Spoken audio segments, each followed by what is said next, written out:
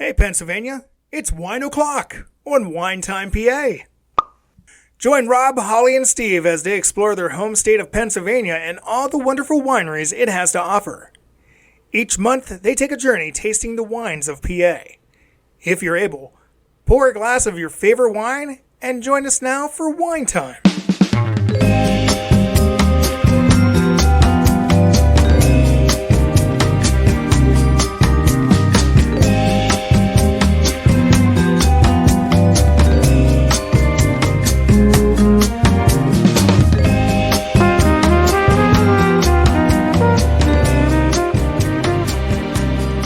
Welcome to Wine Time PA. I'm one of your hosts, Holly, and as always, I'm joined by my co-hosts, my husband, Steve. Hello! And our good friend, Rob. Hello! This podcast is dedicated to our home state of Pennsylvania and the over 350 wineries the state has to offer. Each month, we visit a winery and tell you what to expect should you want to visit that winery. However, today is a bonus episode that we are doing in honor of National Wine Day, which falls on May 25th. We like to try and do a bonus episode every year in honor of this in May. The first year, it was just a pure bonus episode. Last year, we did our March Madness bracket of the 16 wineries we visited so far, which got a lot of positive feedback. Yeah, we're probably going to do that again after we visit another 16 wineries. Yeah, which we'll be getting closer than we probably think. Anyways, this year we pulled inspiration for a new episode from two different places. One of them is another wine podcast that we sometimes listen to that we really enjoy called The Wine Pair, where they taste test 3 wines. And if you haven't checked out that podcast, I recommend it. It's a lot of fun.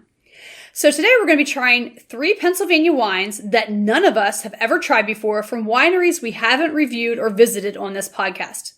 The second part of the inspiration comes from a game we have played Among Us that I'm going to let Steve explain because I think he was the one that came up with this concept.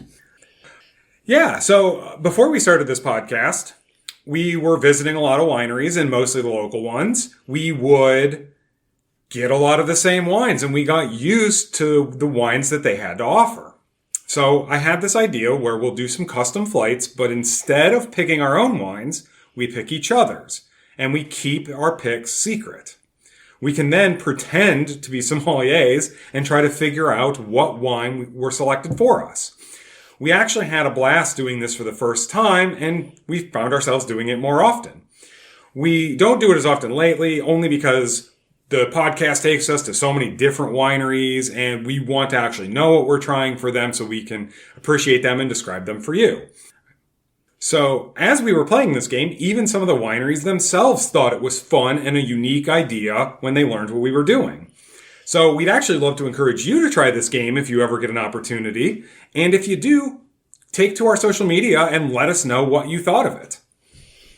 And if you are wondering, do we pick stuff we think the other person will love or hate or doesn't try very often? The answer is yes. But we won't select a wine that we know the other person just won't drink because, that's just wasteful. So for this special episode, we're combining those two things. Each of us picked a wine for the group that we know none of us have tried, or at least that's the hope, that we've never tried these wines. But we didn't tell each other ahead of time what we selected to see if the other two could try to guess the type of wine it is. Remember though, none of us are sommeliers or have any professional training, so don't expect high levels of wine dissection here. But to ensure we didn't all select the same wine, we each decided we would pick a wine that falls into our preferred palates. I, for example, purchased a dry red. And I got a dry white. And I got to pick anything else. Basically semi-dry or lower. And you got to run the gamut there. As to where we purchased these wines, we knew we could visit a new winery or order online. However, we wanted to mention a resource out there for our Pennsylvania wine lovers if you can't make it to the wineries themselves. You can visit your local grocery stores, as well as the state-owned and operated stores in the Commonwealth called Fine Wines and Good Spirits, also known as the State Store. Yeah, that's what we called them growing up. And that's what I still call them, is the state stores. Yeah, I remember when their name was only Wines and Spirits, and then, Yeah, now they're a little fancier. They're fine and good now. So I got my bottle at the state store. Yeah, so did I. I actually got mine at Wegmans, so I went the grocery store route. Okay, time for the good part where we actually tried the wines themselves. Now again, one of us knows what the wine is we're about to taste test and the other two do not. However, none of us have ever tried this wine to our knowledge, so the palate should be new for all of us. All the wines have been stored at the proper temperature, and we have been letting them breathe a little bit, so they should be ready to drink. We're going to start with the wine Rob selected, then do mine, and then we'll finish with Steve's. All right, so let's pour a glass of Rob's dry red. All right, Rob, it's definitely a red. It looks like wine. Smells like wine. Oh, there's something in that smell. Yeah, it's very fruity. There's something else I'm getting. I can't quite pick it up. I almost get a little pepper. Yeah, there's definitely some peppery, a little fruitiness. I can't tell if that's... I think it's almost like cherries with raspberries. Mm-hmm. It's definitely red fruit. You also get something a little astringent there that I can't quite place. Is there oak, maybe? You'll tell when you taste it. I guess I will. All right. Well, let's see. It doesn't have a lot of legs to it, I've noticed. It's an interesting color. Okay. Taste test time. Oh, that's a lot. I like that. Oh, that's pleasant. Yeah, it's a little lighter. Yeah, it's like I'd call it more like a medium body. Yeah, it's definitely it's very smooth. There's a lot of fruit, but then it kind of like tapers off and finishes with maybe a little bit of oak. I can't tell. Yeah, there's definitely some oakiness in there. Yeah, it's pretty mild though. It's very mild. The tannins are low in it. There's just a little bit at the end. Low tannins. It's nice because it is drier in the finish, but not a lot of tannins. But you get some good fruit notes in the beginning. Yeah, you really do. Just a little bit of pepper. But yeah, it's like raspberry, I think. Yeah, the more I drink it, the more the pepper builds, and I'm getting it more in the finish, the pepper notes in there. Yeah, this is nice. It's very smooth. All right. Yeah, I can't really tell exactly what that red fruit is, but it's nice. It's not too much. It's not adding too much sweetness. That's a silky smooth, nice light tannins, a little bit of the pepperiness, whether it's from the grape itself or some oaking process in there. There's a decent amount of acidity in this too. Yeah, there's a hint of that. Just a little bit more. Holly's pouring more. I don't think I poured enough. I need to try just a little bit more here. I'm trying to tell, what... Nice coloring. And, it's not dark red, but it's a solid red color. The pepperiness makes me think Cab Franc-ish. Is it a blend? It's possible. When we first started this, I was kind of drifting towards Cab Franc, maybe Pinot Noir, but I was thinking Pinot Noir too, because Pinot Noirs tend to be very smooth like this. You know what I mean? Yeah, and a little lighter bodied. But this almost feels like a little too much body for a Pinot Noir. Maybe not. I mean, part of me also was supposed to think there could be a little Cab Sauv in there. If it's a blend, it could definitely have Cab Sauv. Any guesses other than what you've just been saying? Well, is it a blend or is it a single varietal? It is a blend. Okay, that explains. That helps. Okay. That will narrow it down a little bit. I will also say there's only 3 grapes. 3. So yeah, I was figuring this was a blend because it's a little too much. I didn't really want to go the blend route, but my options were kind of limited. Well, also, we both love a good dry red blend. But I also know that both of you enjoy blended reds. That fruitiness, though. I almost want to say Chamberson. I could almost see this being chilled a little bit. And Chamberson is very popular in Pennsylvania, so that's why... My guess would be Cab Franc and Chamberson is 2 of them. I was actually thinking Cab Franc is in this, too. Yeah, because that pepperiness. But that pepperiness could come from Syrah, Chamberson. It could come from a couple different reds. Yeah, that red fruitiness stands out as something I recognize. I know, but it is a very good dry red. I'm enjoying this. This is surprisingly good. Yeah, I can't stop drinking. I'm like, we've got 2 more to go. I better pace myself here because I could just sit and drink this all day. What I like too is, this is not too dry. This is something you could drink a good bit of. Yeah, I could. And on its own. Yeah. Yeah. I could see this being chilled some too. Yeah, just. I think it chilled. I mean, we put it in the refrigerator for about 10 or 15 minutes before we tried it, but I think having it chilled a little longer would have popped some of those. Yeah, just add just a little chill, but not actually cold. All right, so I'm going to guess a blend of Cab Franc, Chamberson, and Cab Sauv. Okay. Steve, I might regret that, but I'm thinking there might be Cab Sauv in this too. The problem is Cab Sauv is such a great wine for blending because it helps bring out a lot of the other natural flavors without doing anything dominating, and it kind of feels like that's in here also. I was almost thinking maybe Syrah is in here. Okay. So what are your 3 then? I think I just said them. Syrah, Cab Franc, and Chamberson. You agree with me on the other 2? I think Cab Franc, maybe Cab Sauv, and Syrah. Okay. But I don't know. This one's a challenging one, but I really like it. Yeah, blends are always a little bit of a challenge. I will say, before you give us the big reveal, food-wise, like, it's kind of a nicer day that we're drinking this. I kind of wish I had a burger right now. Like, this would go really great with a burger. Oh, you know what else? This would go good with pizza. Oh, yeah, it would Nice go good with pizza. Nice, good wood-fired pizza. Yeah, that other podcast we mentioned, we listened to, they mentioned pairings. So yeah, we're not as sophisticated as them. But we're not as sophisticated as them for sure. But this, I could just think, and I was like, well, wherever this is from, kudos. This is a good wine. Yeah. All right, Rob. So tell us the big secret here. So this wine came from Franklin Hill Vineyard, located in the Lehigh Valley. Nice. Their main location is in Bangor, PA, but they also have I believe a room or an office or a store in Bethlehem. The name is called Trio. Like I said, they're a good name. There's three. Had three in it, and gold star to Holly for naming all three. Oh yeah! Wait, do I get a prize? Do I get the bottle? No, you can keep the bottle. It's Cab Franc, Cab Sauv, and Chamberson blend. Woot woot! Hey, I'm learning something here, people. I'm impressed. He was pretty close. Yeah, I kind of thought it might have been. It was just that extra pop of red fruit that's so dominant in the beginning. Just I think that's a Chamberson, probably. Yeah, I've gotten more of those like bold reddish flavors from red fruit flavors from Syrahs than I have Chamberson. Even though you get some similar, and there wasn't enough cherry in it. But yeah, no, kudos to Holly. Yeah, I'm gonna take Rob covered the bottle with a paper. I'm always curious about the bottle. I want to see the label. Oh, that's a gorgeous label too. Look at that. Like, it's got like black with red foil on it. Oh yeah, that is stunning. Really nice. Okay, we might have to put this winery on our visit list because this is a very excellent wine. Yeah, good pick, Rob. Not that you really had any choice other than we haven't had it yet. But yeah, kudos.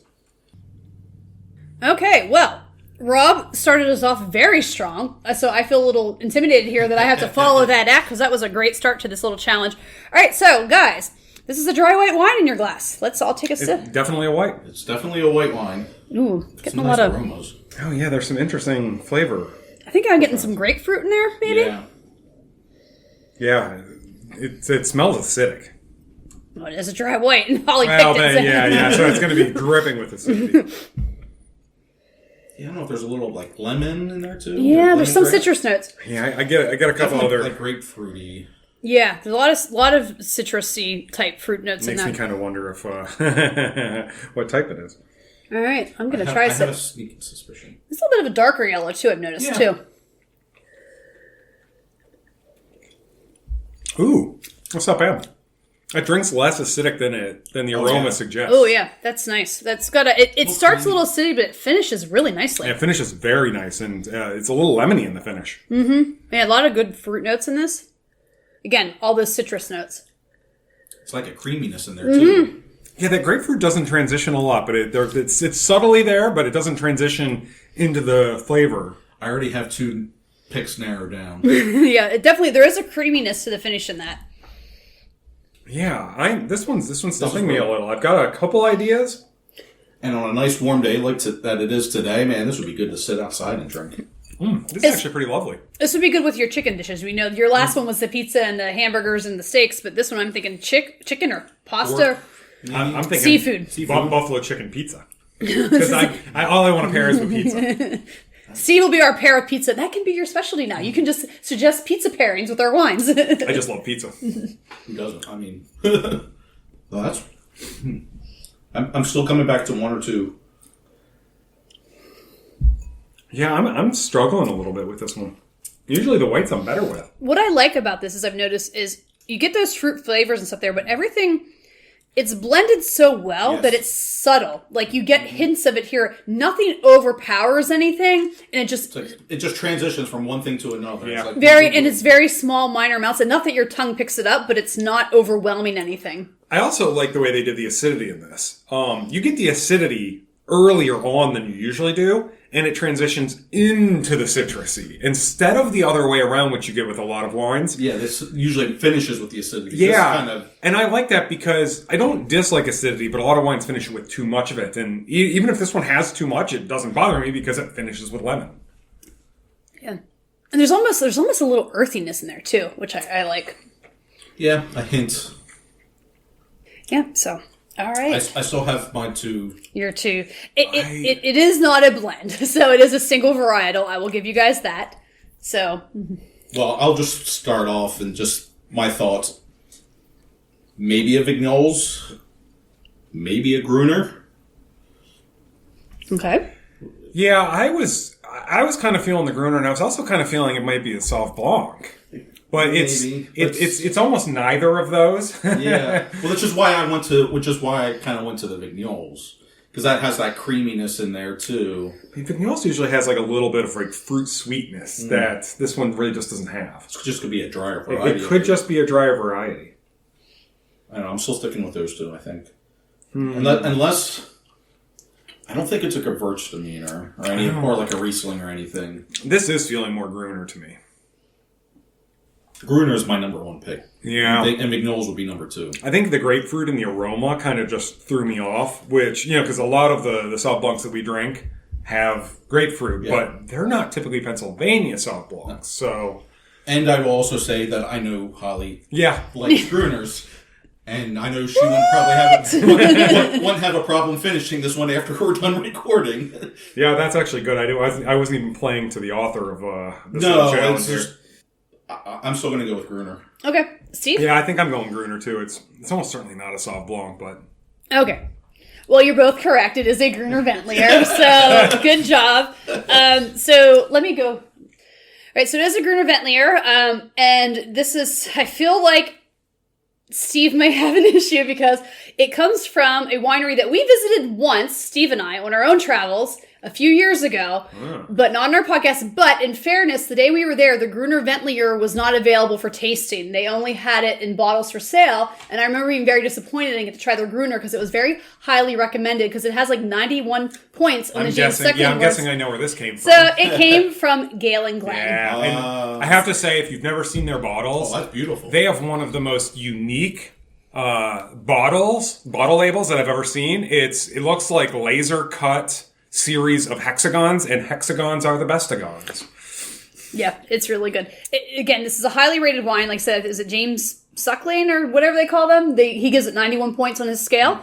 It's one of their higher rated wines, and I remember the day we were there. It's pretty good. There was one we couldn't try, and I was really disappointed. So I was to say again. So that's why I felt like we hadn't visited for the podcast, even though Steve and I had been there before. We talked about it. Yeah, we've never tried this particular wine, and I was excited to try it when I saw it in the store. And I was like, "Ooh, it's a Gruner." Yes, that's a pretty good. I'm kind of hit or miss on Gruners, but I can drink that one. I've been coming around to Gruners a lot lately, and that definitely is up there on the.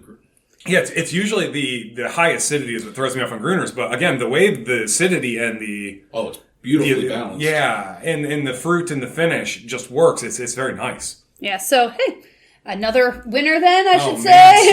So the pressure's really on Steve, and I think we found 2 new wineries we need to visit at some point. So, yeah, where? Sorry, listeners, they are in the Jim Thorpe area. That's right. Yeah, we went to Jim Thorpe one weekend to celebrate our anniversary, and we decided to head out and try their wine. And I will say it's a beautiful setting out there. So if you're in the Jim Thorpe area, I do recommend checking them out. So both of these have been on the very eastern side of Pennsylvania. Yes. Jim Thorpe on the north side of the ridgeline, and interesting. And Franklin Hills on the south side. Okay. Yeah. So what has Steve brought for us?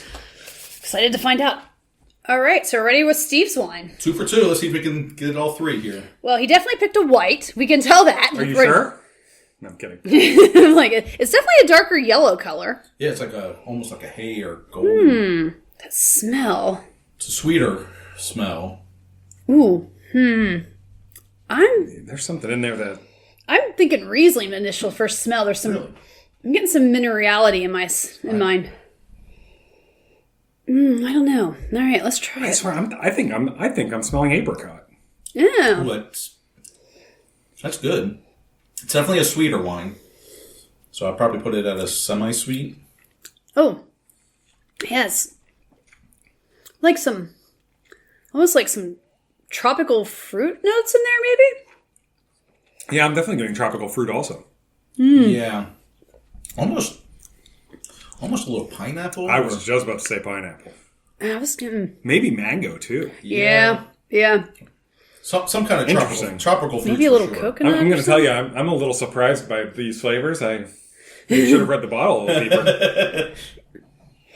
Well, it's not Moscato, because that would have an obvious orange blossom aroma, and this does not. Not necessarily, but yes, mine would have. Your Moscatos would. Rob knows me. Man, if I didn't know what this is, I'm not sure I'd get this. This is tough. There's a creaminess to it. Yeah, I think those tropical fruit notes are just it is good. It's not super sweet. You said it was a semi? I'm assuming he didn't say. I didn't say a thing. I'm assuming it's a semi because it's not. Yeah. I'm not. I don't remember. It is a semi something. I will give that out. Yeah. I get a lot of fruit forward in this though, and I think that might be throwing off whether it's a dry or a semi sweet. True. There's notes. Some. I'm also going to say it's a one variety, or it is a single varietal. I will give you that. Okay. Just to start narrowing it down. Narrowing it down some. It's. I half expected a Riesling from smelling it, but it doesn't taste like a Riesling. So, because there's just so much fruit, and it's not the fruit you typically find in a Riesling either, because so many tropical fruits. For some reason, diamond keeps popping into my head, but I don't think that's right. I'm almost like wondering a Gewürztraminer, maybe? Maybe. Or maybe, no, I don't think it'd be a Treminette. No, I don't think it's a Treminette. There's on the floral in it to be a Treminette. And Rob's the expert on Treminette in this group, so. Well, I'm the one that turned you guys on to Treminette. Yeah. Yeah, it's really quite delightful. I could see this being a good crowd pleaser in terms of like if you got somebody coming over that isn't into the drier stuff, you want to give them something sweeter but not too sweet, like for your own palate. This is actually good for that. Oh, that's really good. I would pair it with Hawaiian pizza. Hey, that's my go-to. But what pizza would you pair it with? No, you're right. Hawaiian, that's a good one. If you like Hawaiian, some people think that's blasphemy. Fun fact: it was created by a Canadian. That doesn't surprise me. It'd be good with pork, like you're doing like I'm just thinking all tropical things. So it's fine. Gewürztraminers are good. There's a fair bit of tropical notes in this. Yeah, there is, and I think that's what's throwing me is I feel like you don't come across tropical notes too often. Yeah. Not from Pennsylvania wines. I could almost say Albarino, but there's not enough. It would typically be a drier tasting. I do wonder. I don't think I've ever tasted a sweeter Albarino. Yeah, it's always been dry. That's why I'm like, this is too sweet for what typically I find in Albarinos. Yeah. I kind of like that. Yes. No, I would drink this easily. Yeah, a nice hot day. And yeah, I think you're right. With some nice, good, like, pulled pork, but without, like, barbecue sauce, just pulled pork, like, maybe in that pink Himalayan salt. Ooh, a little bit of smokiness. Yep. That'd be a good pairing. I've been to Hawaii. I want to go to Hawaiian luau right now. I want some pulled pork with some mac salad and a glass of this. Some pineapple for dessert, maybe. I gave you guys a tough one. And it you was really not, did. It was not on purpose, because I did not expect those flavor profiles either. I saw them, I think, on the website mentioned like as subtle flavors, but I don't really think this is subtle. This is very nice. Oh, it's really wonderful. Yeah, it's got absolutely that wonderful. Yeah, so I mean, yeah, again, I just keep going back. I feel like we're repeating ourselves, but like it's a lot of like pineapple and maybe some coconut. Just there's a lot of tropical, I think, with you, the mango. Maybe, yeah, it's a little tough to come across, to dissect because you don't come across it too often. No, I agree. I'm glad I don't have to pick this one. Like I said, my first thought was diamond, but I'm pretty sure that's not correct. So I'm going to stray away from that. Gewürztraminer makes a little sense.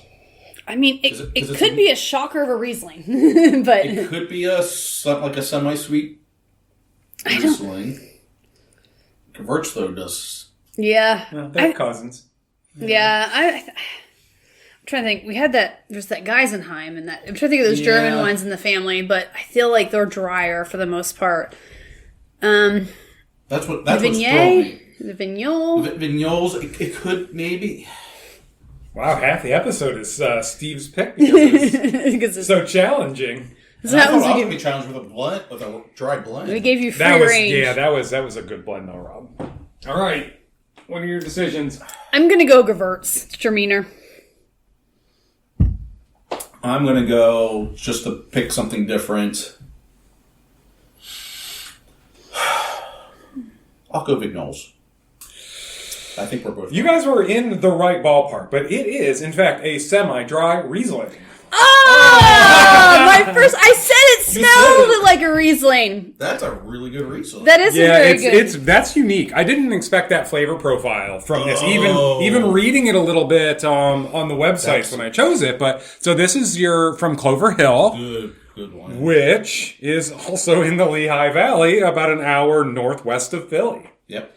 So we pretty much stuck to the east side of the state by accident. I should have just stuck with my initial gut of Riesling when I smelled it. Because when I smelled it, that's what I thought. But those tropical fruit notes threw me. In fairness, I would not have thought that was a Riesling either. No, the Gewürztraminer I thought was a good pick. Just because it has a lot of those similar... Honestly, when you said vignoles, I'm like, this does have a lot of those characteristics.